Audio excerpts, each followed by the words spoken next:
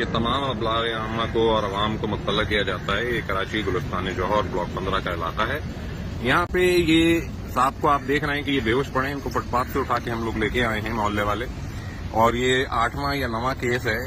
ये सोराब गोट से जो लोग आते हैं, ये साहब भी खानेवाल से हैं, टिकट इनकी जेब से निकला है। जो लोग आते हैं उनको ये रिक्शे वाले कोई दतूरा या कोई नशा जो है वो पिला के इनकी जेबें लूटते हैं, इनका टेलीफोन लूटते हैं और उसके बाद इनको यहाँ फुटपाथ पे फेंक के चले जाते हैं, किसी को जख्मी हालत में, किसी को गैर जख्मी हालत में।